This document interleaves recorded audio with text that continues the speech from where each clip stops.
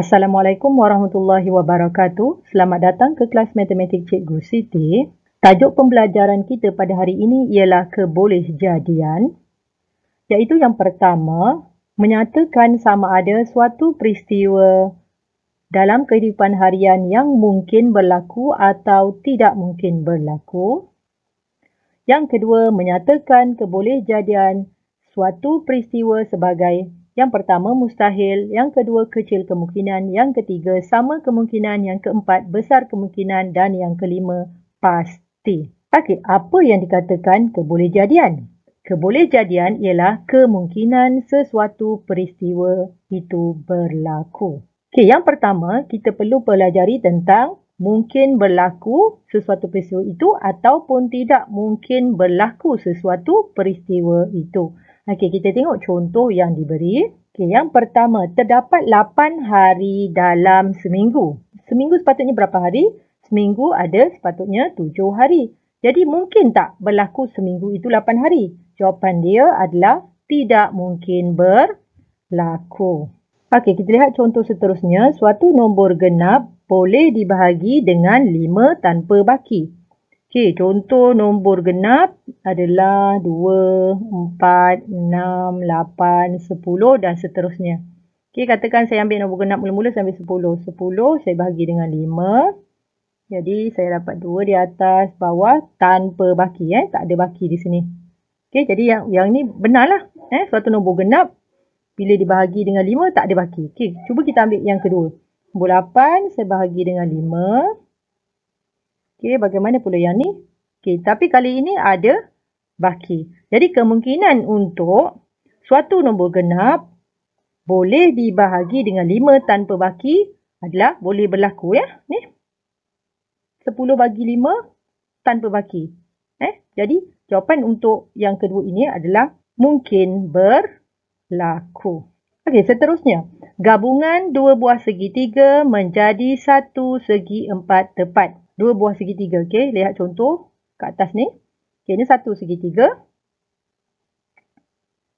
Dan ada lagi satu segitiga lagi. Bila digabungkan akan menjadi sebuah segi empat tepat. Jadi, kebolehjadian untuk perkara situasi ini berlaku adalah mungkin ya. Jadi jawapannya adalah mungkin berlaku. Dan contoh yang seterusnya.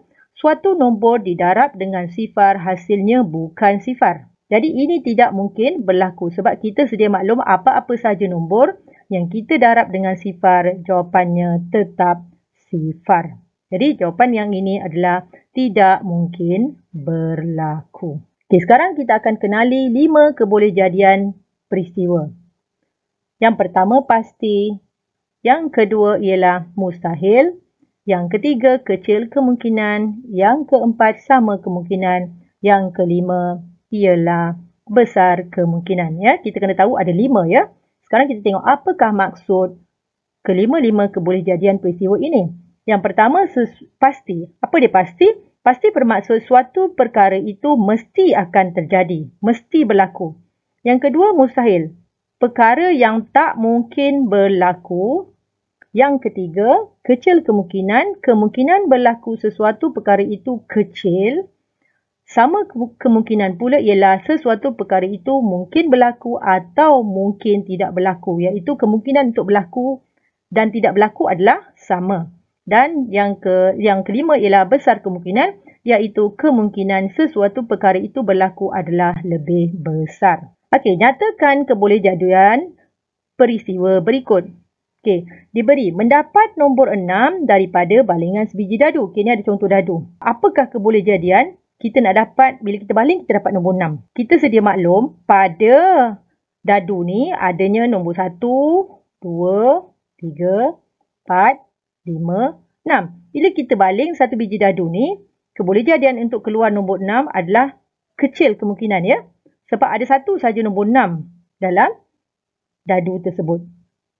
Okey, jadi jawapannya adalah kecil kemungkinan. Seterusnya, satu hari selepas hari Rabu ialah hari Ahad. Apa kebolehjadian ni? Sepatutnya satu hari selepas hari Rabu ialah hari Khamis. Jadi, kebolehjadian ini jawapan dia adalah mustahil. Seterusnya, ada 60 minit dalam 1 jam. Okey, 1 jam kita tahu sememangnya 60 minit. Jadi jawapannya adalah pasti. Seterusnya, dapat nombor genap daripada balingan dadu. Okey, sekarang ini ada dadu tadi. Okey, nombor genap kita tahu nombor 2, nombor 4 dan juga nombor 6. Okey, ada 3 nombor genap. 3 nombor genap iaitu 2, 4 dan 6 dan ada 3 nombor ganjil. 1, 3 dan 5. Jadi awak lihat nombor genap ada 3, nombor ganjil ada 3. Jadi kebolehjadian untuk keluar nombor genap, untuk kita dapat nombor genap semasa kita baling sebiji dadu ni adalah sama kemungkinan sebab genap dan ganjil bilangannya sama.